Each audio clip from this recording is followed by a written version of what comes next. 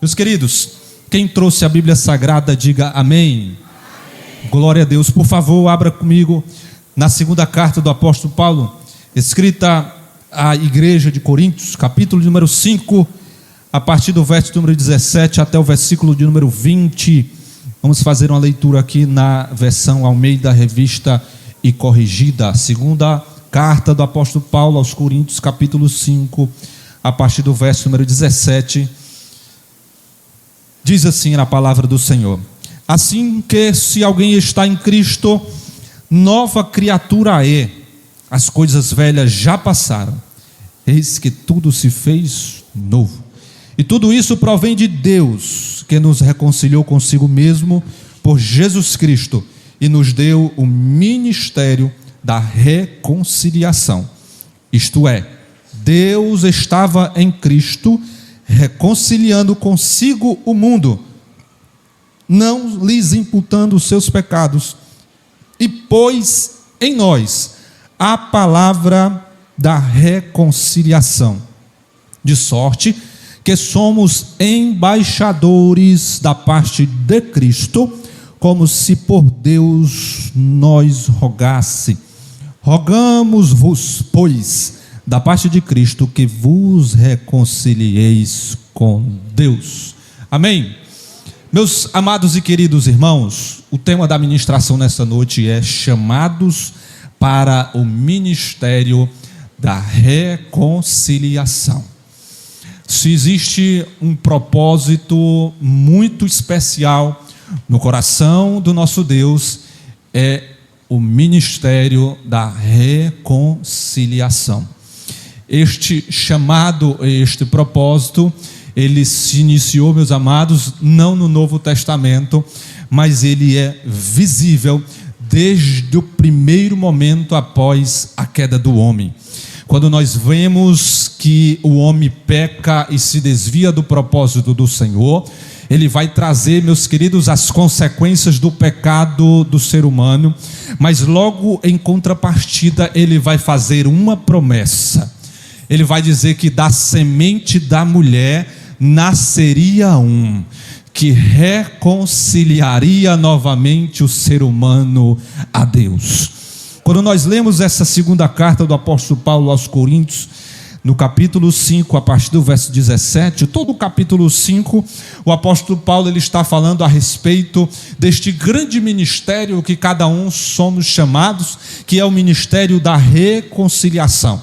Este é o propósito máximo da igreja, que é de reconciliar o mundo novamente para com Deus. Esse foi o propósito principal de Jesus Cristo na face da terra. O propósito principal de Jesus Cristo era de trazer novamente, de religar novamente o homem para com Deus. Tudo que Jesus Cristo fez, tudo aquilo que ele operou, tudo aquilo que ele executou durante o seu ministério tinha um propósito, tudo aquilo apontava para religar o homem com Deus novamente. Todas as curas, todas as libertações, todas aquelas pessoas que ele ressuscitou, tudo aquilo era para demonstrar o poder de Deus de reconciliar novamente o ser humano para com Deus. E no capítulo 5 da carta do apóstolo Paulo aos Coríntios, quando nós iniciamos aqui no versículo de número 17, existe algo que me chamou a atenção quando eu estava lendo este ponto. É logo o início do versículo 17, quando o apóstolo Paulo, logo no início do versículo 18, na verdade, quando o apóstolo Paulo fala o seguinte: e tudo isso provém de Deus. O ministério da reconciliação, este propósito máximo de Deus reconciliar novamente cada um de nós com Ele, não parte de mim e de você, não é nada que nós possamos fazer, não é das nossas forças, não é daquilo que nós temos capacidade capacitação de fazer, mas tudo isso provém de Deus. É isso que o apóstolo Paulo já começa iniciando quando ele escreve essa carta aos Coríntios, é que tudo aquilo, meus queridos, que fala a respeito da reconciliação do ser humano para com Deus, tudo isso foi projetado, tudo isso foi arquitetado. Quem toma a iniciativa é Deus, quem faz essa iniciativa se concretizar é Deus, quem envia o reconciliador, que é Jesus Cristo, é Deus. Portanto, não é nada que nós possamos fazer porque somos fortes, porque somos capacitados, mas tudo isso provém de Deus. Tudo isso, meus queridos, é notório e é bastante salutar iniciar falando, porque já quebra a expectativa ou a prepotência de algumas pessoas de achar que possui algum tipo de qualificação para executar esta chamada, para executar a obra do Senhor. Quando nós entendemos que este ministério da reconciliação começa com Deus, é provocado por Deus, é executado por Deus, quebra a prepotência do ser humano de achar que ele é alguma coisa, de achar que ele pode alguma coisa, ou de achar que ele de alguma forma tem o poder ou a especialização de realizar algo. Você tem que entender, meus queridos, que se existe um ministério da parte do Senhor sobre você, que se existe uma chamada de Deus sobre você, que se de alguma forma Deus te chamou para executar algo, te deu dons, te deu capacitação, não é porque você é bonito, não é porque você é especial, não é porque você se destacou no meio da multidão, mas é porque existe uma graça e uma misericórdia da parte de Deus sobre mim e sobre você. Não é sobre nós, é sobre Ele, é sobre a misericórdia dEle, é sobre a graça dEle, que eu e você temos o privilégio de hoje estarmos aqui, glorificando, exaltando, pregando a palavra, podendo orar, podendo louvar. Tudo isso vem dEle, e por Ele e por causa dEle é que nós estamos aqui nessa noite. O apóstolo Paulo já começa falando isso para os coríntios, porque esta igreja, ela já tinha essa problemática de muitas das vezes se achar. A igreja de Coríntios tinha todos os dons, existia uma pluralidade de dons na igreja de Coríntios, e de alguma forma aqueles crentes, até também por ter uma condição social um pouco elevada, por estar numa localização um pouco privilegiada, aquela igreja meio que se achava especial. E aí o apóstolo Paulo já começa escrevendo no versículo 18, dizendo: não é porque vocês são economicamente financeiro bem abastados, não é porque vocês estão bem localizados, não é porque existe uma variedade de dons espalhados na congregação de vocês, não é porque vocês se vestem bonito, não é porque vocês têm os melhores carros, não é porque vocês moram nas melhores casas, não é porque vocês moram nos melhores bairros, não é nada em relação a vocês, tudo provém de Deus, é por causa dEle, da misericórdia dEle, que vocês estão aqui tendo o privilégio de adorar ao Senhor. Quando Paulo diz que tudo provém de Deus, ele está nos lembrando que a nossa redenção, meus queridos, é dom da graça divina e não resultado dos nossos esforços. E é por isso que ele vai escrever que a salvação é dom de Deus, não provém de nós, mas provém dEle. Ele nos escolheu antes mesmo de nascermos. Ele nos escolheu quando nós ainda éramos inimigos dEle. Romanos vai dizer que pode alguém até dar a vida por um amigo, pode alguém até se compadecer ou se colocar no lugar de um amigo, mas Deus enviou o seu Filho para morrer na cruz do Calvário por mim e por você, quando nós ainda éramos inimigos de Deus. Portanto, não é porque você é bonito, não é porque você é especial, mas é por causa da graça e da misericórdia de Deus que nós estamos aqui nesta noite. Será se você pode glorificar ao Senhor por causa disso? Isso nos lembra, meus queridos, que a salvação ela é um presente de Deus. Talvez você tenha chegado aqui nessa noite cheio de reclamações, porque teve uma semana que nada deu certo, porque teve uma semana que não conseguiu fechar aquele negócio, porque talvez você teve algumas notícias que não te agradou, que te desagradou, mas você talvez tenha chegado aqui e não esteja lembrando que o simples fato de estar sentado aqui nesta noite é porque você já recebeu um presente, e o nome desse presente é a salvação. Deus salvou a mim e a você, e isto não diz respeito a algo que nós fizemos, mas diz respeito à misericórdia e à graça do Senhor derramada na cruz do Calvário. Por isso, meus queridos, a única resposta que podemos ter dessa graça que recebemos é gratidão e compromisso com a sua palavra, com a palavra do Senhor. E muito mais, nós somos chamados por Deus para compartilhar desta palavra também.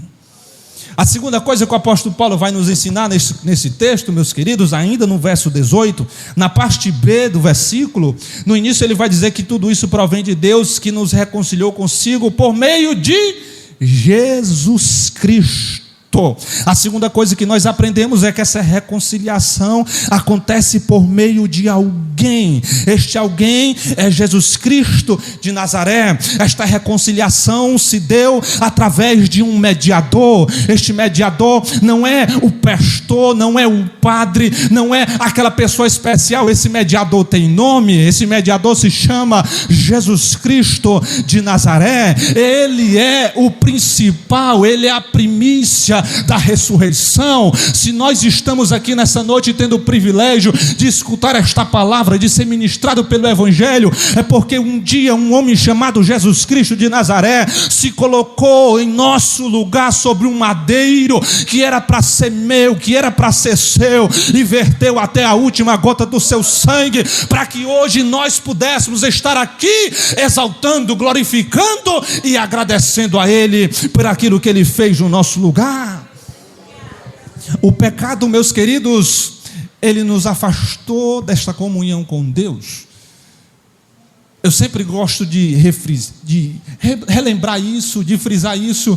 Se tem uma coisa que o ser humano perdeu quando pecou, de mais especial, não era tudo aquilo que ele possuía e tinha no jardim, porque nós, com o nosso sentimento materialista, com muitas das vezes esse pensamento existencialista, imediatista, nós somos levados a privilegiar ou dar atenção somente àquilo que temos no aqui e agora, naquilo que nos beneficia materialmente falando, fisicamente falando. Tudo isso o homem possuía no jardim. Deus preparou todo o cenário e só no sexto dia criou Adão e Eva e colocou no meio do jardim. Quando ele coloca aquele ser humano, aquele casal, tudo já estava preparado, já tinha um jardim preparado, já tinha as árvores preparadas, já tinha alimento animal, já tinha a relva, o dia, as estações, tudo já estava preparado. Tudo que o ser humano precisava materialmente, fisicamente, biologicamente já estava preparado. Tudo aquilo ele perdeu de maneira plena, mas se existiu algo que o ser humano perdeu de maneira mais especial, não foi tudo aquilo que ele possuía materialmente falando, mas era aquilo que ele possuía espiritualmente falando, que era a comunhão com Deus. O texto vai dizer que no final da tarde, ao entardecer, o próprio Deus descia no jardim para conversar, para ter diálogo, para ter comunhão, para saber como é que foi o dia do ser humano, para saber como é que tinha sido o dia de Adão e Eva. Deus descia para conversar, para saber como que o homem estava, para ter relacionamento. Mas quando o homem peca, esse relacionamento ele é quebrado, o homem ele é expulso do jardim e a comunhão ela é interrompida. Esta interrupção da comunhão ela é simbolizada pelo aquele véu que existia no tabernáculo, e aquele véu que existia no tabernáculo, onde somente o sumo sacerdote poderia acessar uma vez ao ano para apresentar o pecado de Israel. Aquele véu representava esta separação, mas o texto vai dizer que quando Cristo está na cruz do Calvário, e quando ele diz: Pai, em tuas mãos entrego o meu espírito, algumas coisas sobrenaturais acontecem. Mortos ressuscitam, a terra vira, o dia vira noite. Mas aconteceu algo especial lá dentro do tabernáculo, mais especificamente no Santo do Santo, é que o véu que representava a separação do homem, ele foi rompido do alto alto a baixo, representando e simbolizando, sabe, a interrupção da comunhão que aconteceu no jardim, agora não existe mais, porque através de Jesus Cristo a comunhão foi refeita, o ser humano foi religado novamente a Deus, e nós temos livre acesso ao Pai, através de Jesus Cristo de Nazaré. Este homem tem nome, é Jesus de Nazaré. Cristo é o centro do evangelho do apóstolo Paulo. Cristo é o centro deste ministério da reconciliação, deste caminho da restauração. Se existe alguém que poderia mediar esta restauração e essa reconciliação, este homem se chama Jesus Cristo de Nazaré. É por isso que ele vai dizer: ninguém vem ao Pai senão por mim. Eu sou o caminho, a verdade e a vida. Não existe outra forma de nos chegarmos a Deus, de nos reconciliarmos com Deus, que não seja através da pessoa de Jesus Cristo de Nazaré. Mas existe aqui, meus queridos, uma terceira coisa que nós aprendemos com o apóstolo Paulo. Está no verso 18, na parte C, início do versículo 19.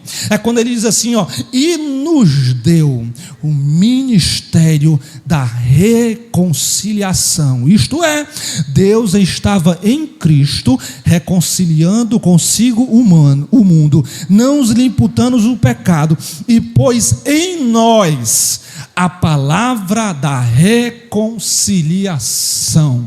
Pastor, o que é que isso significa? Eu vou resumir para você. Você não nasceu por obra de um acaso. Você não é resultado de um acidente. Mas, pastor, os meus pais nem queriam me ter. Eu nasci por um acidente. Foi um descuido que os meus pais tiveram e eu vim à existência. Ok? Talvez os teus pais não tinham o propósito de ter você. Talvez os teus pais não planejou ter você. Mas eu te dizer uma coisa nessa noite: Deus já tinha sonhado com você na eternidade, antes mesmo de você nascer. Antes de você nascer, já tinha um projeto e um plano escrito sobre a tua vida e a respeito da tua chamada e do teu ministério. Quando o profeta Jeremias chega diante do Senhor e o Senhor o convoca: Jeremias, eu tenho uma chamada, eu tenho uma missão, eu tenho um propósito para a tua vida. Jeremias começa a colocar desculpas diante do Senhor. Senhor, eu sou pequeno, eu sou criança, eu não sei falar, eu não sei isso, eu não posso aquilo. Deus olha para Jeremias e diz: Jeremias, antes de tu ser formado no ventre da tua mãe, eu já te conhecia e já tinha te estabelecido como profeta para as nações. Talvez você não quisesse, ou talvez os teus pais não quisessem que você viesse à existência, mas existe um Deus que já tinha projetado você na eternidade e escrito uma chamada e um propósito para ser cumprido através da tua vida e através do teu ministério. É por isso que você não faz ideia, mas existe um ataque sobre a tua vida. Pastor, eu tento tanto permanecer firme, mas parece que existe algo que sempre me puxa para trás. Eu passo um tempo bem, eu passo uma determinada temporada da minha vida bem, nas atividades da igreja, e de repente eu começo a fraquejar, de repente eu começo a ficar desanimado. Sabe por que isso acontece, meus queridos? Porque existe uma chamada para ser cumprida através da tua vida, e se existe uma coisa que você precisa, e eu preciso também, todos nós precisamos, para executar e cumprir esta chamada, não é a força do nosso braço, não é a nossa capacidade intelectual, não é a nossa capacidade de oratória. Tudo isso passa, tudo isso é facilmente derrotado pelo nosso adversário. O que nós precisamos para continuar de pé até o último dia das nossas vidas, olhando para o alvo e cumprindo a chamada, é poder de Deus, que só é conseguido através da presença do Espírito Santo do Senhor. É por isso que em um dos últimos momentos que Jesus Cristo está reunido com os seus discípulos, lá no capítulo 24, verso 49 de Lucas, ele vai dizer assim: ficai, pois, em Jerusalém, até que do alto vocês serão revestidos de poder. Existia uma chamada para ser cumprida através da vida dos discípulos. Existia um ministério, existia um propósito para ser cumprido através da vida dos apóstolos, mas eles não iriam conseguir cumprir aquele propósito e aquela chamada somente com a força da iniciativa, somente com a força de vontade, somente com a capacidade daquilo que eles aprenderam caminhando com Jesus Cristo. Eles precisariam de algo que ainda iria ser depositado e descarregado sobre a vida deles, que era o poder do Espírito Santo de Deus. Por isso nessa noite eu quero falar uma palavra de Deus para o teu coração. Se você tem se sentido fraco, desanimado, você está precisando de renovo espiritual na tua vida, para que você possa dar continuidade na chamada e no ministério que Deus tem para realizar através da tua história. Eu estou pregando aqui nessa noite para pessoas que têm chamadas específicas, chamadas para pregar, chamadas para compartilhar a palavra do Evangelho, chamadas para estar cantando aqui, chamada para estar compartilhando a palavra do Senhor, o louvor, e você está aí parado, desanimado, você abandonou a chamada, você abandonou o ministério. Pastor, eu queria tanto voltar, mas não tenho força. Nesta noite Deus te trouxe aqui para descer sobre a tua vida renovo espiritual, para que você retorne ao centro da chamada que Deus tem para realizar através da tua vida. Que Satanás saia do meio, mas você não vai abandonar aquilo que Deus tem para realizar através da tua vida, que é algo que foi sonhado antes de você nascer, e inimigo nenhum vai parar a chamada que Deus tem para realizar através da tua vida. Você recebe essa palavra nessa noite? O ministério da reconciliação. Deus estava em Cristo reconciliando consigo mesmo o mundo. E esta palavra, meus queridos, foi confiada a mim e a você. É por isso que o tema dessa mensagem é chamados para o ministério da reconciliação. Existe variedade de ministérios na igreja. Alguns são chamados para louvar, outros são chamados para pregar. Mas se existe um ministério e uma chamada que ela está sobre todos os crentes da face da terra, é o chamado e o ministério da reconciliação.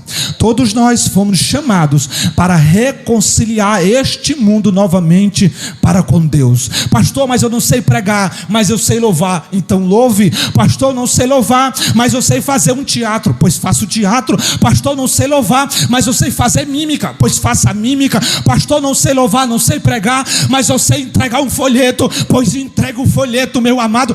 Pastor, não sei fazer nada disso, mas eu sei fazer uma comida abençoada para abençoar os irmãos que vão evangelizar. Pois faça a comida, pois a partir daquilo que Deus te colocou como dons e talentos, Deus vai te usar para cumprir o ministério da reconciliação na face da terra.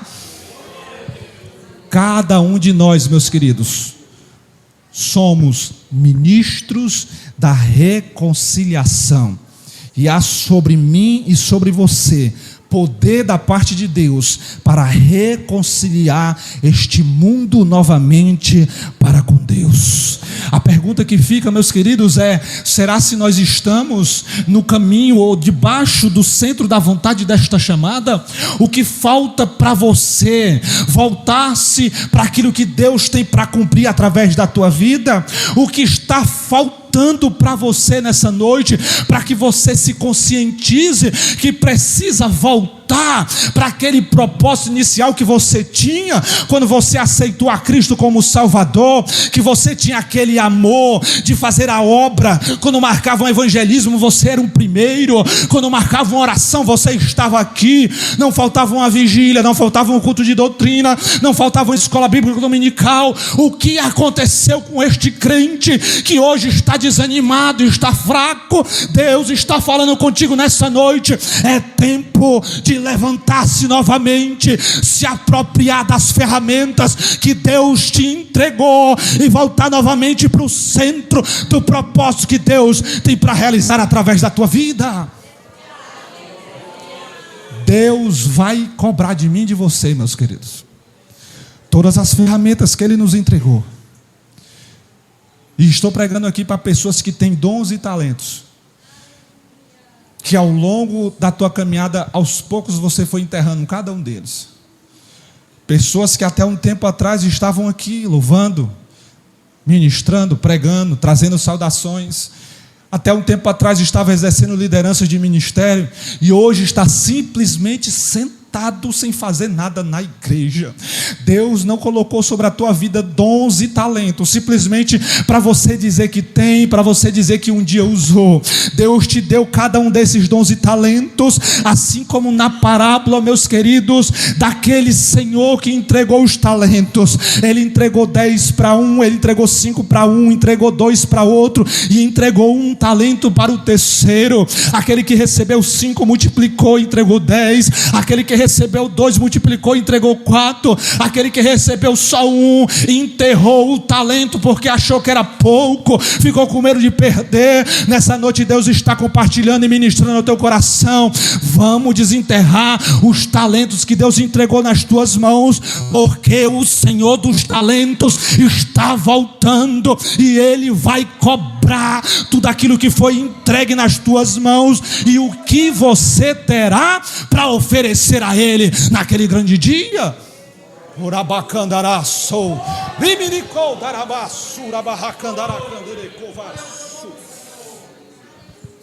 A quarta coisa que nós aprendemos com o apóstolo Paulo, meus queridos, nessa carta, no versículo de número 20, é quando ele fala que de sorte somos embaixadores em nome de Deus. O apóstolo Paulo ele vai usar aqui, meus queridos, uma figura de linguagem, uma metáfora. Ele vai comparar cada cristão como um embaixador. Você sabe o que significa um embaixador, meus queridos? Embaixador é um representante oficial de um presidente de um país em outras nações. O Brasil ele tem representações, ele tem embaixada em todos os países que ele tem coligação.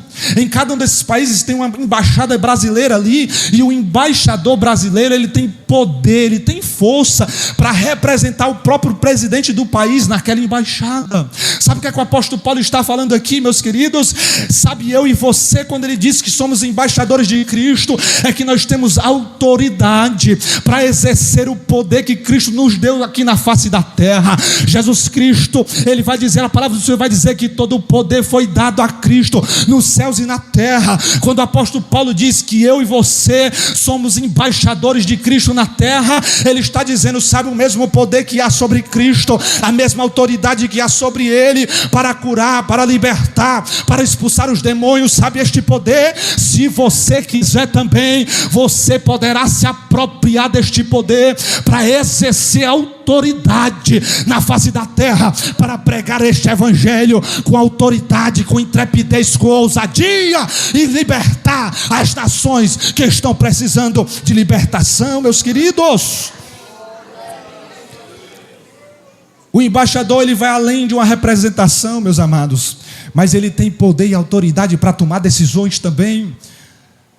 Este mesmo poder, essa mesma autoridade está sobre mim e sobre você.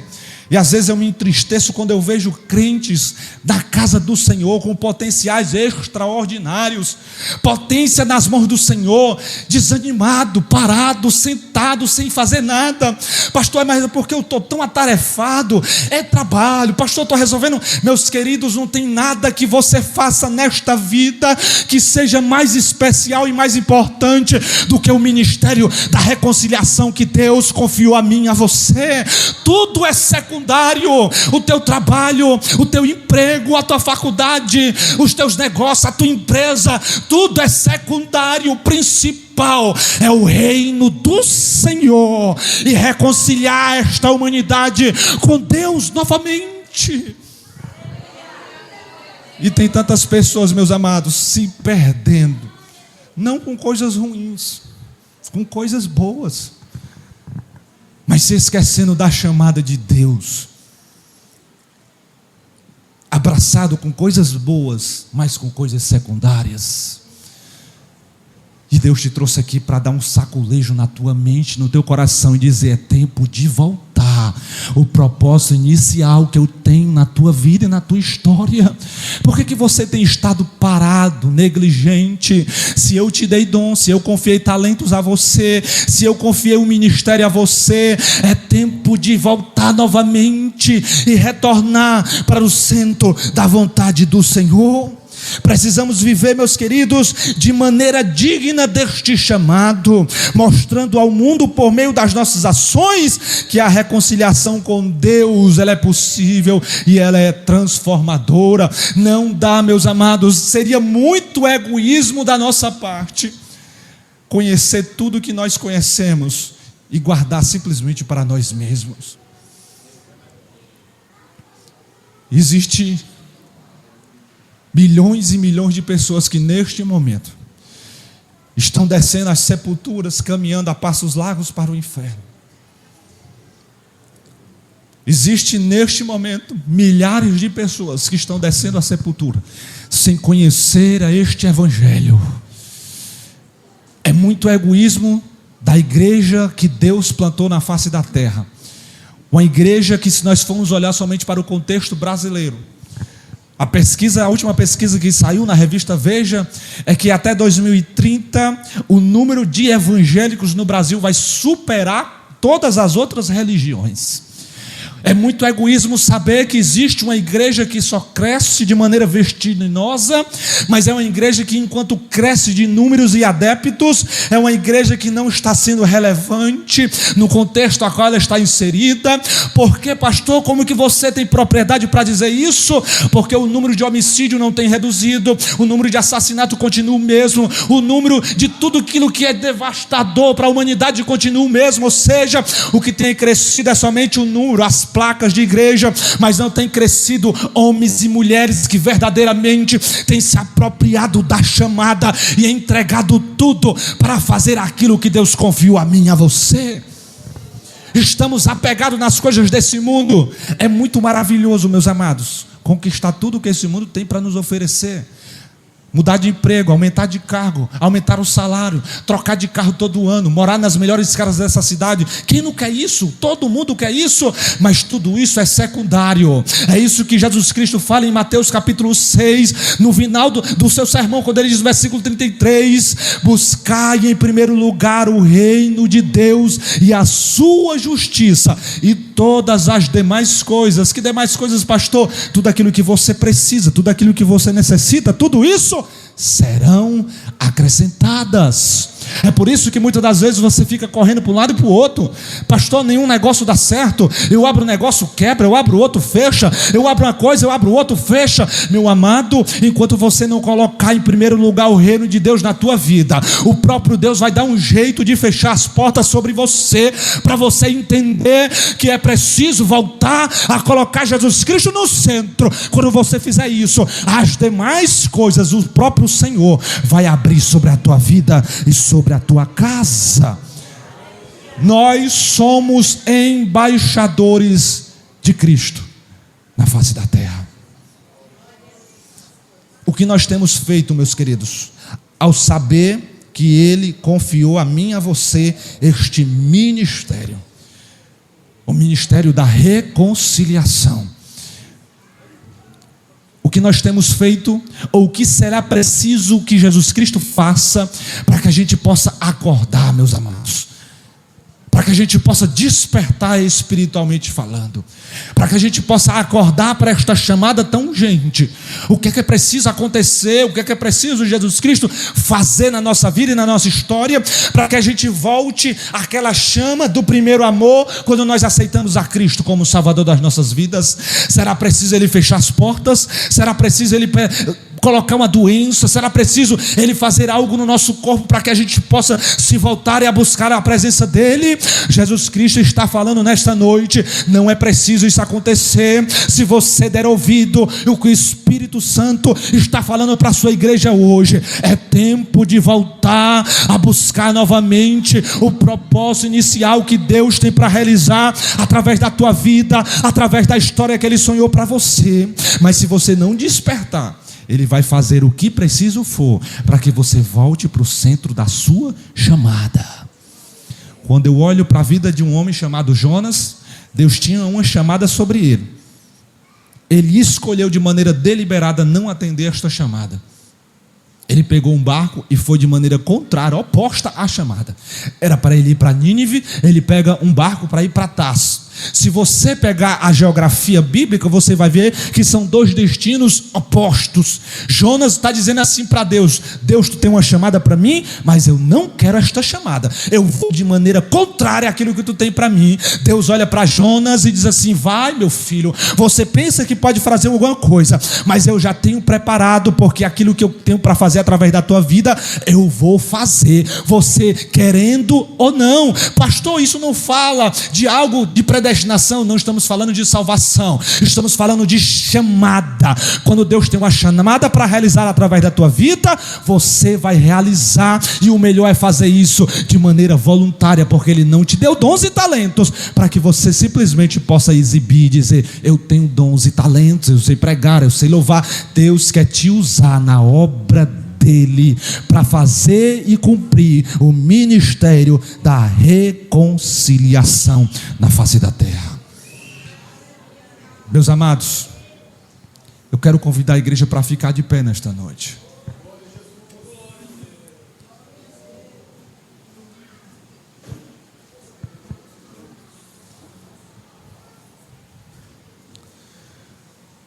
Deus tem nos orientado e nos exortado aqui neste lugar. E a pergunta central desta palavra é a seguinte: o que está faltando para que você volte novamente para o centro do propósito que Deus tem para realizar através da tua vida? Hoje é culto missionário. Enquanto nós estamos aqui, existem centenas de missionários espalhados por todo esse mundo, este globo, sofrendo perseguições por amor à causa deste evangelho. Você só está sentado aqui nestas cadeiras porque antes de você, outras pessoas morreram para que este evangelho chegasse até você nesta noite. E aí você está aqui hoje, sentado nessas poltronas confortáveis, nesse ar-condicionado maravilhoso, vindo para a igreja, voltando e dizendo só maravilha, glória a Deus, e deixando para trás a chamada que Deus tem para realizar através da tua vida. Eu não sei você, mas alguns anos atrás eu disse sim para aquilo que Deus tinha para realizar através da minha vida. Enquanto eu não disse esse sim, meus amados, eu não tive paz no meu coração. Pastor, o senhor está dizendo que se desviou? De maneira nenhuma, nunca me desviei da presença do Senhor. Mas por algum tempo eu fui relutante à chamada que Ele tinha na minha vida e na minha história. Porque eu queria viver o quê? Os meus propósitos. Aquilo que eu queria realizar através da minha vida. Eu sempre soube da chamada pastoral que existia sobre mim quando eu ainda era adolescente. Deus já tinha falado isso para mim, Deus já tinha usado outras pessoas. E sempre que Deus levantava alguém para falar, eu sempre, quando Deus falava no meu coração, eu dizia para Deus: Senhor, eu não quero esse negócio de ser pastor. Eu? Jamais. Senhor, eu quero passar dos melhores concursos desse país. Eu quero, sei lá, montar uma grande empresa, não sei. Era isso que eu queria para a minha vida. E aí chegou um dia que Deus me deu corda. Mas chega um dia que Ele puxa essa corda, meus queridos. E nessa noite Deus está falando ao teu coração nessa noite. Tem pessoas aqui que estão sendo ministradas pela palavra do Senhor e sabe que precisa voltar para o centro da chamada que Deus tem para realizar através da tua vida. Pessoas que estão aqui, que vieram para o culto nesta noite, que sabe da chamada que Deus tem na tua vida e na tua história, mas estão distantes da realização e do cumprimento desta chamada. E você não veio para o culto nessa noite em vão. Deus quer nesta noite te capacitar, te renovar, te revestir com o Espírito Santo dele, para que você possa cumprir esta chamada de Deus nesses últimos dias. Eu não sei o que você está correndo atrás. Eu não sei o que é que você acha que vai conseguir, mas enquanto você não colocar essa chamada como principal na tua vida, meu querido, nada mais vai se abrir sobre você. Não tem para onde correr, porque tudo é secundário, meus amados. O principal, o primordial, a prioridade da vida de qualquer cristão, de qualquer crente, é a chamada que Deus tem nas nossas vidas. Tudo é secundário, meus amados. a provisão sobre a tua casa, o emprego, o trabalho, tudo é secundário. E enquanto a tua visão estiver focada para o alvo errado, as coisas vão estar tudo fechadas sobre você. Mas nessa noite Deus está te chamando para voltar para o centro da chamada dele. E nessa noite eu quero fazer um convite para a tua vida. O primeiro convite que eu quero fazer é um convite para alguém que quer aceitar a Cristo como o Salvador da sua vida. Tem alguém nesta noite que ainda não é crente, que gostaria de aceitar a Jesus como Salvador das suas vidas? Gostaria de entregar o governo da sua vida nas mãos do Senhor e confessar Jesus Cristo como Salvador e Senhor da tua vida, da tua história? Tem alguém no nosso meio que já foi crente, mas hoje está, por algum motivo que não importa, afastado? Por algum motivo você se entristeceu, se esfriou na caminhada e hoje veio, escutou a palavra do Senhor e resolveu, já saiu de casa decidido: hoje eu vou voltar para os braços do Senhor. Tem alguém no nosso meio que gostaria nessa noite de voltar para o Senhor, de tomar a decisão de se reconciliar novamente, de fazer como o filho pródigo fez? Porque se existe algo extraordinário da parte do Senhor, é que Ele sempre tem misericórdia nova para derramar sobre as nossas vidas. O pai, na história do filho pródigo, estava já esperando o filho retornar. Nesta noite Ele está à espera também. Se você quer hoje fazer e tomar essa decisão de retornar para o Senhor, saiba de uma coisa: Cristo está te esperando o teu retorno nesta noite. Se não tem ninguém para aceitar a Cristo, nem para se reconciliar, eu quero perguntar se tem alguém nesta noite que entendeu a urgência da chamada que Deus tem para a sua vida e para a tua história, e que hoje gostaria de receber da parte do Senhor renovo, para ter força para cumprir esta chamada que Deus tem para realizar através da tua vida. Pastor, eu já cantei, eu já louvei, eu já preguei, mas hoje eu estou me sentindo tão distante desta chamada, e eu quero receber da parte do Senhor renovo que o Senhor tem para me dar. Eu vou orar pela tua vida também. Se você quiser vir aqui à frente, eu oro por você, para que você novamente possa retornar para os braços do Senhor.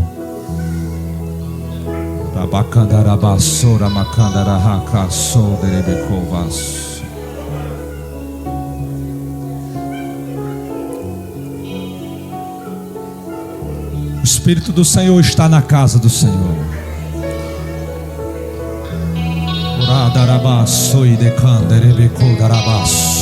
Hoje é noite de renovo, igreja. Hoje é noite de renovação.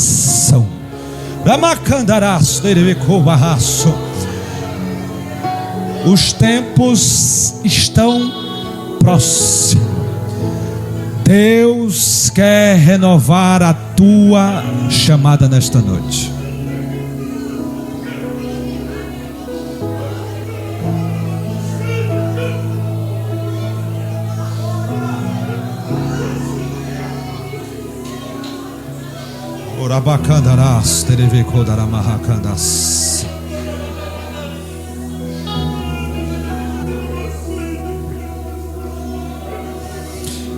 Tem mais pessoas aqui nessa noite que entenderam a chamada, que entenderam a palavra do Senhor e que precisam de renovo da parte de Deus. Eu quero que você venha aqui, não saia daqui nessa noite sem receber renovo de Deus.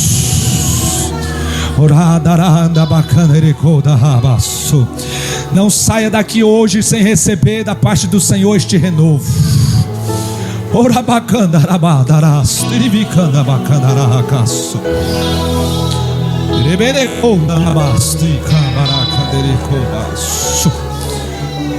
Deus está descendo sobre a igreja nessa noite. Uma porção de renovo aqui neste lugar. Deus está descendo neste lugar, meus amados. Renovo do alto. Ele vai restaurar a tua saúde física, Ele vai restaurar a tua saúde emocional. Ele tem renovo para a tua saúde espiritual neste lugar. Mas não saia daqui nesta noite sem receber da parte do Senhor renovo do alto. Tem mais alguém para vir nessa noite? Saia do seu lugar, eu vou orar por você.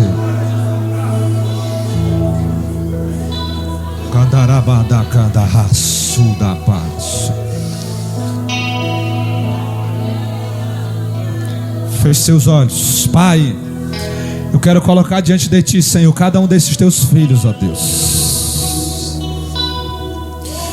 Como é lindo, Senhor, ver, Pai.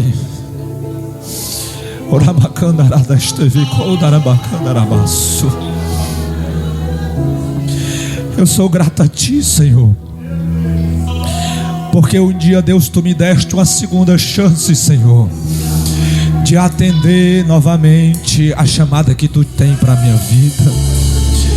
E eu sou grato a Ti, os Teus filhos que nessa noite entenderam a palavra, Senhor, e despertaram, Senhor, para vir até diante do Teu altar, para receber renovo espiritual, Pai. Deus, eu quero, Senhor, nesta noite ser profeta sobre a vida dos Teus filhos aqui, e que na autoridade do Teu Espírito, na autoridade da Tua palavra que foi pregada aqui nessa noite, derrama sobre eles, ó Pai, capacitação, derrama sobre eles renovo espiritual. Deus, toca do alto da cabeça até a planta dos pés nessa noite. Derrama sobre ele dons espirituais, Senhor, para que eles possam, ó Deus, realizar, para que eles possam fazer, para que eles possam desempenhar, Senhor, a chamada e cumprir o propósito que Tu tem para fazer através da vida deles, ó Pai. Deus, dá a ele ferramentas necessárias, Senhor, para que eles possam, Senhor, fazer e cumprir aquilo que Tu tens, Senhor, para realizar através da vida deles.